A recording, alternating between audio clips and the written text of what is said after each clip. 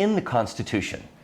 This included 10 key amendments that were necessary to protect the rights of all Americans. They included religious freedom, the right to free speech, assembly, and the press, the right to bear arms, unreasonable search and seizure, due process, double jeopardy, a speedy public trial, a trial by jury, cruel and unusual punishment, and the delegation of powers not in the Constitution reserved to the states themselves. James Madison wrote all 10 of these, and they were designed to place restraints upon the potential of too much government power. The new states were concerned about the government having an excessive amount of power akin to their previous king.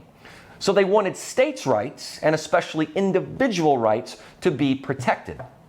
See, the Federalists thought that the Constitution was sufficient, and it should go without saying that if it's not spelled out, the rights belong with states and individuals. But the Anti-Federalists said, wait a minute, we're not so sure. We might need this codified and added so that you are kept to your word. Eventually, 27 amendments were ratified, especially some very, very important amendments regarding the abolition of slavery and voting rights. But back in the 1700s, as visionary as the founders were, they could not have foreseen the digital world in which we live, which spreads information at unimaginable speeds. While the First Amendment was clearly thought of first to protect our speech and assembly and expression, the digital age has made it possible to infringe on some of these rights. The founders thought the right to freely speak as a natural law. So any disruption to that protection would be an intrusion of natural order. And if you fast forward to 2016 to 2020 and now 2023, there's clearly a disruption to the natural order. In fact, artificial intelligence is taking the place of and will become preferential to actual intelligence. The print newspaper is now a digital newspaper. Hear ye is now, this post has been flagged for potential misinformation. In the 1700s, it was George Washington who created a spy ring inside the British Army to find out their plans. Now, we have Chinese spy balloons flying around and fang. So how do you combat this? How do you protect the rights of the citizen pursuant to the First Amendment? Well, you have to create something, or else some technocracy is going to trample all over you.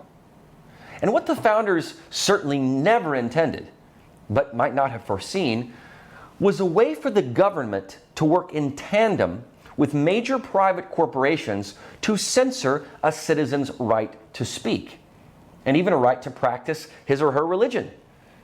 And so when Congress fails to react to citizens' rights being infringed upon, well, the states have to step up. Even though free speech is a federal constitutional right, it is being trampled upon. But the Constitution says that any right not enumerated in its text is reserved to the states respectively. If children cannot be protected on the internet because the platform host won't do it, then someone has to step in to protect those kids. So, like many other decisive actions that he has taken, Florida Governor Ron DeSantis has stepped up to the plate.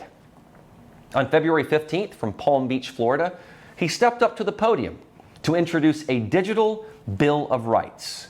Here's DeSantis announcing the Digital Bill of Rights and explaining the chronology and reasons for doing so. A couple years ago, we were the first state to take the lead to protect Floridians against big tech censorship. And we passed legislation which did a couple of things, and we knew going into this that this was an issue of first impression. We knew there would be litigation. We knew it would eventually end up to have to be decided by the U.S. Supreme Court. But we provided some provisions of law that said these tech platforms, the social media companies, they are not, by their own admission, publishers, which a publisher, if you started a website, you could publish whatever you want, and if I wanted to put my views, you're under no obligation to publish my perspective or anybody's perspective. You can make those decisions.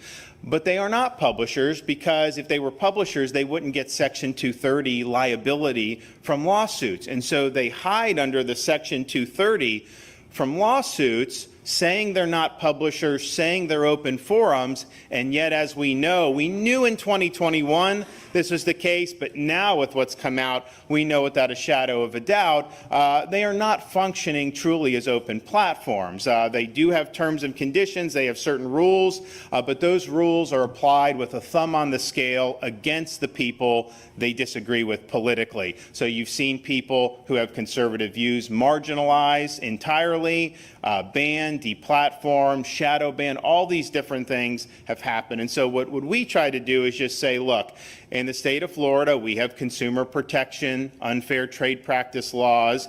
If you're advertising as being an open platform, you're taking that liability that says you're not a publisher, you're monetizing by taking people's data who join your services, and then if you turn around and you deplatform someone based on viewpoint, you're committing a fraud on the consumer. And so we wanted the Floridians who've been affected to be able to bring consumer fraud actions against big tech. We also empowered the Attorney General of Florida to be able to police big tech if they were doing this. And then we also had protections for political candidates so they couldn't deplatform a candidate, because honestly, you get lead up to the election. I think that's something that's a live possibility. This is an important distinction between publishers and open forums. They are not functioning as open platforms. They have gotten directly involved in censorship and moderation, rather than mere platforms for free speech. Florida has consumer protection and unfair trade practice law already. So when a Facebook, Instagram, or Twitter, pre-Elon Musk of course, would deplatform someone based upon viewpoint, they were committing a consumer fraud. The point about political candidates is also quite poignant, because if a candidate cannot speak to his or her potential constituents and voters, you have removed that candidate's free speech. Social media companies make a lot of money out of taking consumer data to advertise to us. So if you call yourself an open platform, fine, have your terms of service, but if you don't apply those rules in an equal way, or you apply them in a discriminatory way, you are in effect committing fraud, which is why DeSantis has this going all the way up to the court system and may even be heard by the Supreme Court itself. He uses a case in point in which in 2021, DeSantis held a roundtable discussion with medical professionals all the way from Stanford to Oxford about the inefficacy of masks, especially in kids at school. The video of that roundtable got removed by Google and YouTube. And it wasn't just about masks, but it was also about keeping schools open. And that's part of a national debate. Rather than permitting that debate digitally, Google and YouTube censored it, even when the merits of the debate have proven correct. DeSantis also remarked on what we now call the Twitter blacklist, which were users, largely conservative, who dissented from the uniform Anthony Fauci narrative. DeSantis also pointed to the need for a digital Bill of Rights due to the foreign influence of China. Listen here. You also have the role of China in tech with things like TikTok. And this is something there, if you look at the TikTok that they use in China, it's much different than what they're trying to do in the United States. With China, it's all very wholesome, patriotic. In the United States, they're trying to inject as much garbage into this as possible. They're getting the data from people, creates a huge security risk through our country. And so this is something that a lot of people have said, wait a minute, is an issue. So we were able to, last summer, I did an executive order covering not just TikTok, but a bunch of stuff for the state government. And so we don't have state government using TikTok anymore. We never really had a lot. There's a couple here or there, like a year or so ago. So that's there. Today, our Department of Management Services is clarifying that executive order not only applies to TikTok, it applies to all of the digital platforms based with the CCP. And so it's not just TikTok. There's these other Chinese platforms that we will now have nothing in the state government. Again, I don't know how much is being used or not used on those others. I don't think it's a lot. But it's important to clarify that so people know where we stand.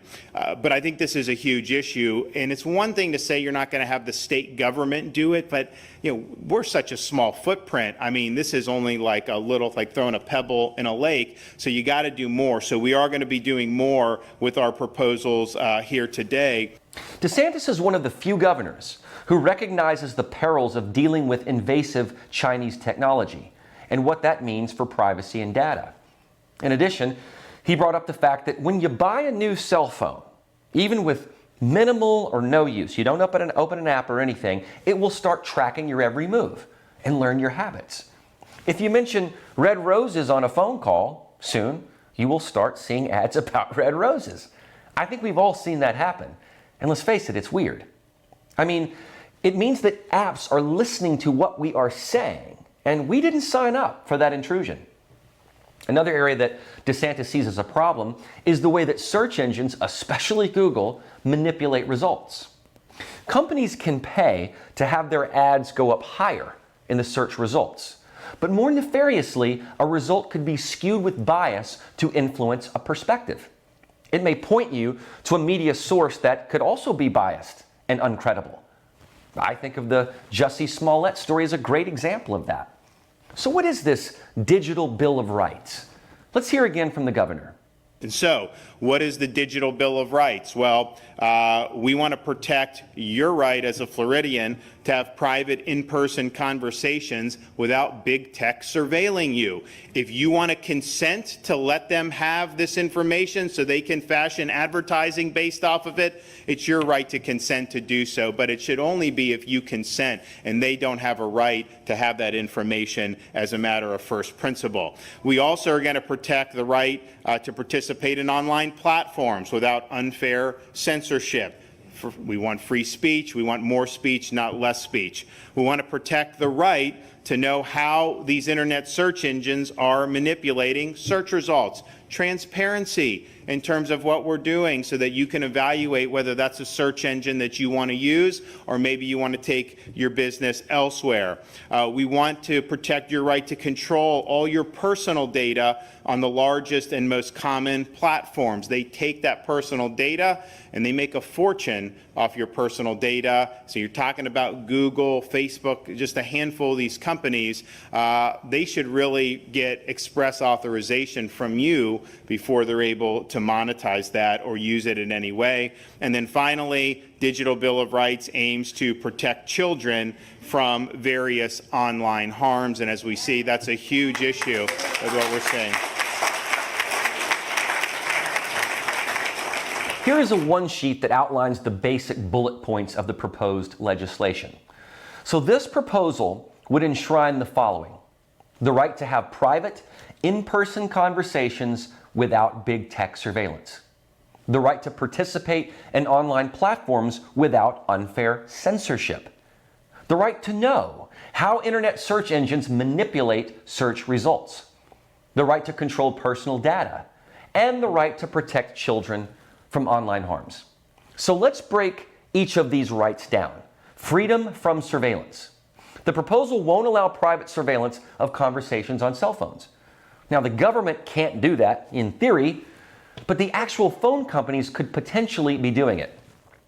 The other element of this is the collection of real-time information, such as GPS location, biometric data, and personally identifiable information, and then preventing state or local governments from using these apps from foreign hostile nations, such as China. And here's an important addition. We're also going to say you're not going to be able to access things like TikTok using networks in any government building, including schools and universities. And so it's not just the app being on the phone, but it would be prohibited if you're using various networks, including public schools and universities. On the unfair censorship part of the proposal, Florida, of course, has a case that is pending and may wind up in the Supreme Court. But in addition to that pending case, Ron DeSantis feels they can prohibit all state and local government employees from using official resources to make requests to social media companies to deplatform or censor any Floridian's account. DeSantis seems to be taking a cue from the latest Twitter files drop, which showed that Representative Adam Schiff was requesting that certain Twitter users be removed or censored, which demonstrates that a government official censoring free speech through the requests of big tech was possible. This is an end-around way that the government could subcontract out a suppression of speech. And to that end, some of that effort was directly or indirectly granted. DeSantis references collusion between the FBI and Twitter, as well as Tony Fauci and Facebook, to censor certain information. Regarding search engines, if a company wants to do business in Florida, they will have to disclose the criteria that they use to determine which results display and in what order, as well as to what degree politics and ideology are taken into consideration. He even makes this connotation in terms of election interference. Listen. I mean, you think about like these elections. If you had a party for a political candidate and you spent money and you'd have to report that as like a contribution.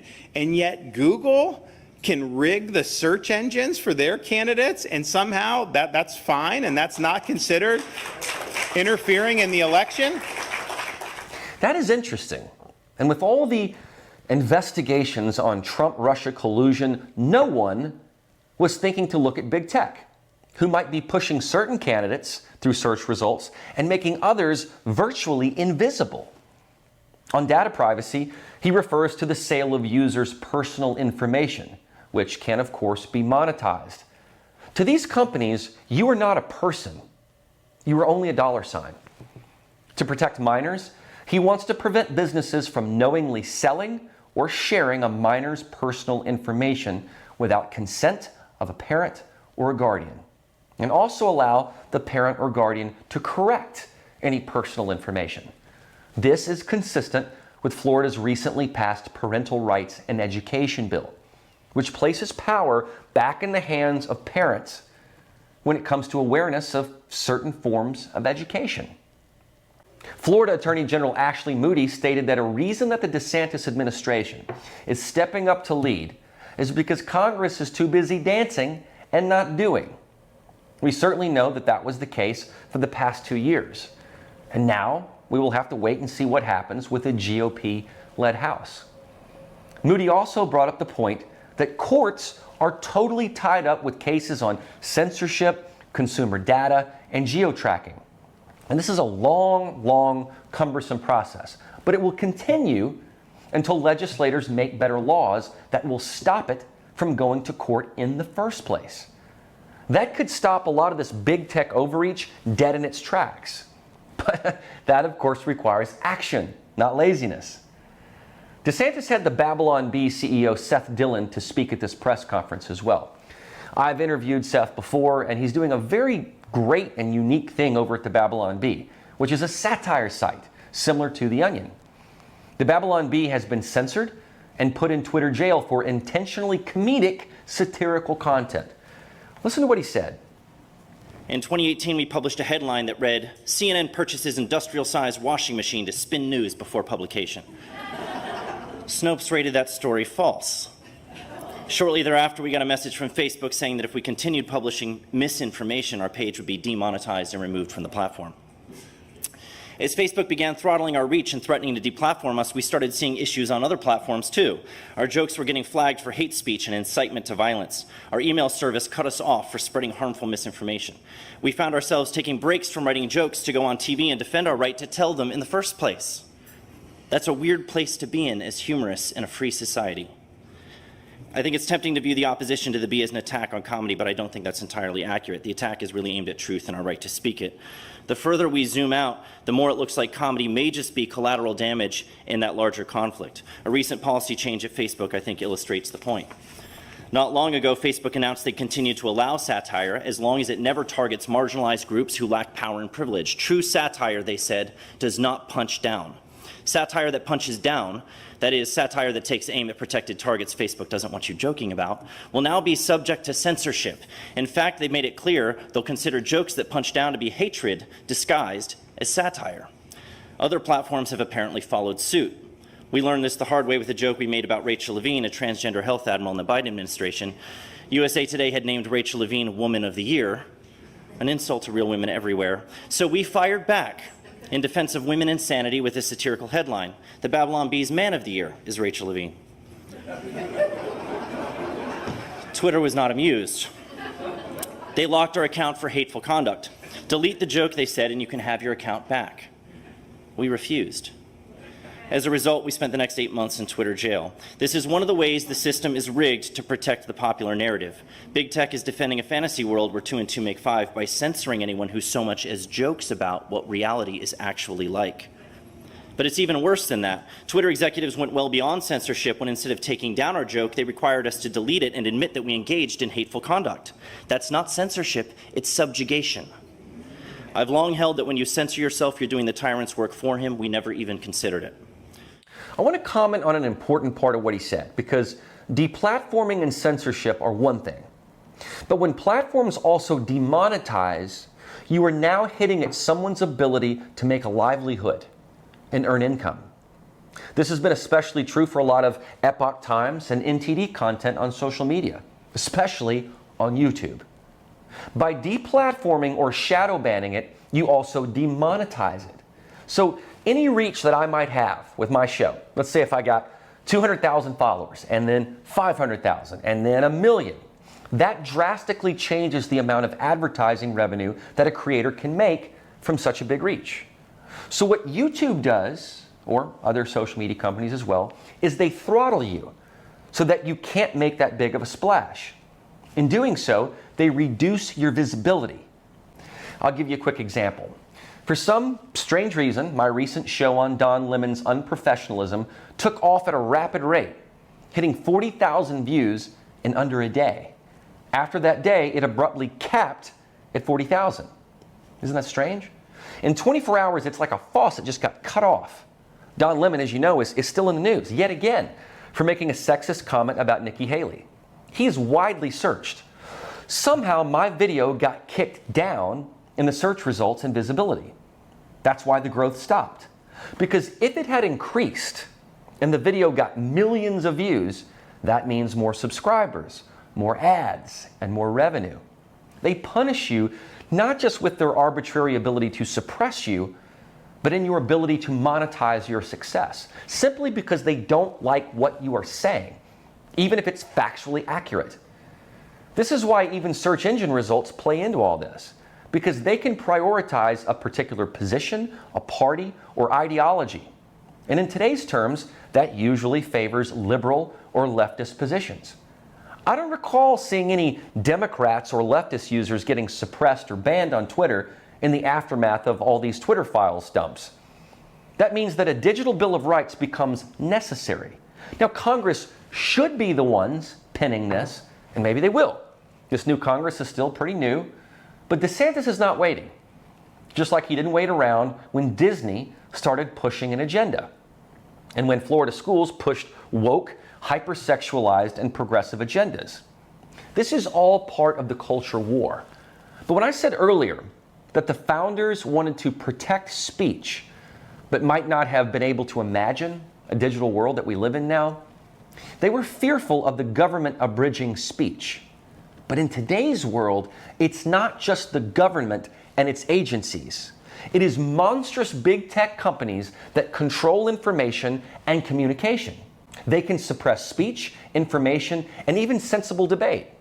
But they do this at the request and suggestion of government entities. And why that is also problematic is that it amounts to election interference. If you can suppress a candidate or even a sitting president from communicating with his or her followers, voters, and constituents, and that person is running for office, you are now constricting the voter from information and thus interfering in a democratic process. With Elon Musk's takeover of Twitter, the Babylon Bee has been brought back to Twitter. Because Elon Musk understands that speech has to be universally free. Satire has to be free. Comedy has to be free. Comedy pokes holes in prevailing narratives. That's where we find humor because it's ironic. But if a satire site can't state the obvious, that Rachel Levine is a man, even if he calls himself a woman, that's not hate speech, nor is it inciting violence. It is pointing at the absurdity and irony of normative culture. And the whims and fancies of woke culture cannot be the barometer of free speech. Social media platforms are not open forums. They have hidden behind secret algorithms and safety and trust teams that have been proven to be biased. Had we never seen those internal emails, we might only just guess, but now it's been exposed. Pfizer execs are admitting that the vaccine hasn't been too effective and that they are modifying the virus. But any mention of this prior to this year would get you deplatformed, censored, and banned from social media platforms, merely for questioning what we are told, which is the opposite of scientific and health inquiry. Big tech has claimed that it wants to protect marginalized people, yet those who might be the most vulnerable, children, they have been inept at protecting. Twitter protected the account of a known child trafficker in Thailand for years. Shannon Chapman, a Florida mother of two, described an incident that DeSantis is trying to prevent. One day, one of my sons, who was then 8 years old, was on YouTube watching a video for a recent toy to put on his Christmas list. The next video that was automatically prompted, which again, he told me looked innocent enough, took him to a TikTok that which was reposted of someone which was graphic in nature. They were being sexually abused. My son would go on to have nightmares about what he witnessed. For weeks on end, he asked me why people would hurt children, why there were bad people in the world. And as a parent, I wanted to do my best to keep him and help him process what he saw, which was extremely upsetting for all of us. We really had to talk about it. We even took him to a child psychologist to ensure he was okay. I was just trying to do right as a parent and a mother, anyone who would want to. We had 3 sessions and he was fine, but it could have been much, much worse. We didn't invite these predators into our home. They designed these platforms, as you know, to maximize the engagement, to entice children. I think of parents who are working and they can't police content this way, and what their kids might be unknowingly exposed to because of it. Someone must step in and say, enough is enough. Stop targeting our children. This reiterates what I said about platforms seeing a user as a dollar sign, not as a person. We saw in the Capitol Hill hearings that social media execs placed profits over people. And this digital Bill of Rights aims to stop that. The Supreme Court can be unpredictable on the case presented to them because some justices, especially conservatives, may take a Chamber of Commerce approach that social media are private companies.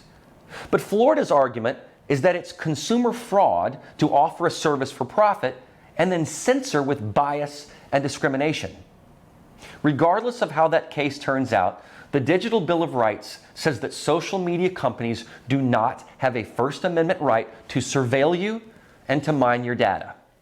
Senator Rand Paul has been advocating for privacy rights throughout his entire term as a U.S. Senator, but he can't be the only one suggesting legislation. DeSantis has decided to take action, and at least for the moment, do something protective while legislation gets adjudicated in the courts. We do know that the new GOP House has created a bipartisan committee on competition between the U.S. and China. So at the very least, we will see this issue raised. Let's see what happens.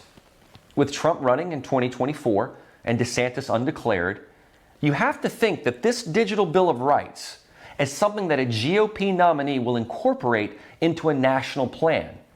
And it very likely could be a winning issue.